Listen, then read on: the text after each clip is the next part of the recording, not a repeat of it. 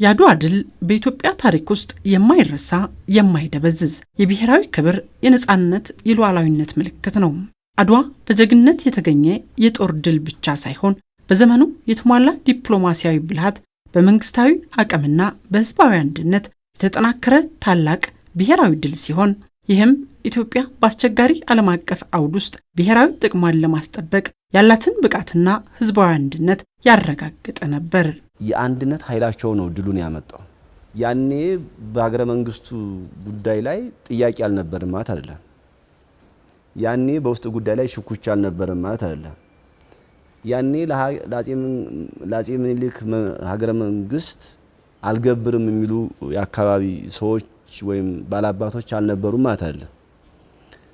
በውስጥ ችግር ውስጥ የውጭ ወራሪ በመምጣቱ የውስጥ ችግራችን ቢደርና የሚቀድመውን እናስቀድም ብለው በአንድ ስለዘመቱ ነው። ያን ትውልድና ያንን ህዝብ ወይም ያንን መንግስት በጣም ልዩ የሚያደርገው ይሄ ነው። የብሔራዊን ጥቅም ማስቀደም ምን ጊዜም የዓለም ህዝቦች በየትኛው ሀገር ያሉት እኛ ደግሞ እንደ ኢትዮጵያ የኢትዮጵያኖች ቀዳሚ መሆን አለበትና ብሔራዊ ጥቅምን ከየትኛውም ነገር ጋር በማነጻጸር ልንደራደርበት አይገባም። ያ ነው የአድዋ ድል ውጤት የሚያስተምረን። ታላቁ የአድዋ ድል የጥቁር ህዝቦች የነጻነት ቀንዲልና የኢትዮጵያዊነት ጥንካሬ ማሳያ ብቻ ሳይሆን ሀገራችንን ወደ ዘመናዊነት ያሸጋገረ የታሪክ ምዕራፍ ነው። በዚህም ከአድዋ የምንወስደው ትምህርት ግልጽ ሆኖ እናገኘዋለን።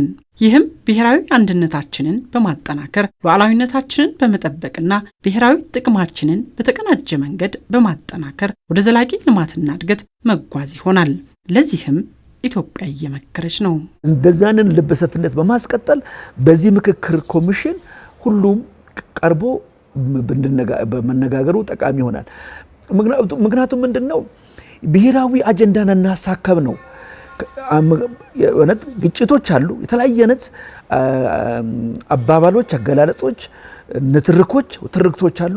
ያን ሁሉ ትርክት በውስጥ የሚያዘውን በውስጥ ይዘን በጋራ መጥቶ አንድ ወጥ አመለካከት እንድኖረን የሚያስፈልጉትን አንድ ወጥ አመለካከት ለማምጣት ምክክሩ ያስፈልገናል። ውስጥ ብዙ ችግሮች አሉን፣ ግን የሀገርን ለማስቀጠል ሲባል የውስጦቹን ፍላጎታችንን ቀነስ አድርገን የሀገርን ስብራት በሚጠግን የማይሰበር ትውልድና እሳቤ በሚገነባ መንገድ መሄድ ያስፈልጋል። እኛ ኢትዮጵያውያን የማንነታችን ማህተም፣ የነጻነታችን መሰረትና ለዓለም ጥቁር ህዝቦች ሁሉ የተስፋ ብርሃን የሆነው የታላቁ የአድዋ ድል ታሪክ ባለቤቶች ብንሆንም የኢኮኖሚ ሉዓላዊነቷን ያረጋገጠች ሀገር ስላልነበረች ብዙ አስብሏታል። ይሁን እንጂ የዚህ ዘመን ትውልድ ከስንዴ እርዳታ ከማላቀቅ ኤክስፖርት እስከ ማድረግ ድረስ የራሱን ታሪክ ዳግም ጽፏል።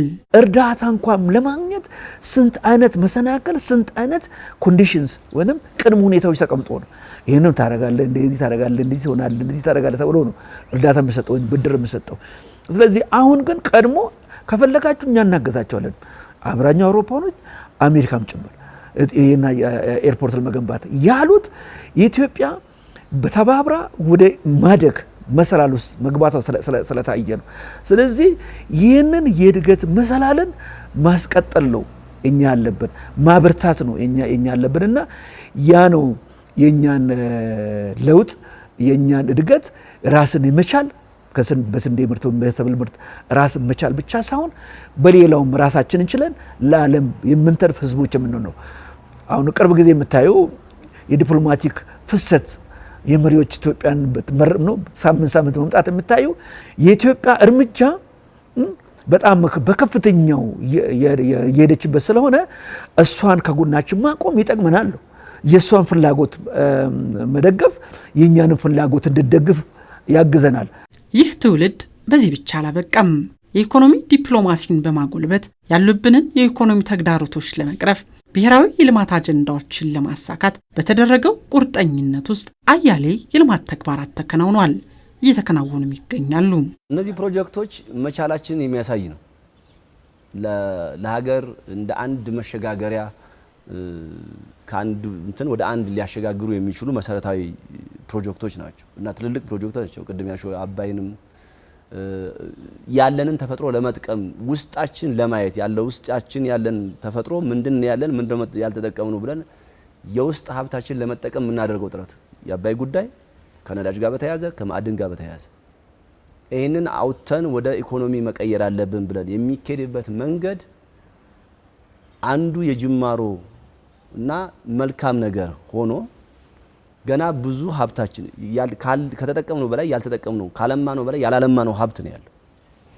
ስለዚህ ወደ ውስጥ ማደግ አለብን ብለን ቆርጠን ወስነን መዘጋጀታችንና መጀመራችን ብቻ ሳይሆን መተባበር ያስፈልጋል። ብሔራዊ ጥቅምን ማስጠበቅ ከጥንት የመጣ የኢትዮጵያውያን መገለጫ ነውና ዛሬም አንድነትን አጥብቆ ልማትን ማፋጠንና ማስቀጠል ይገባል።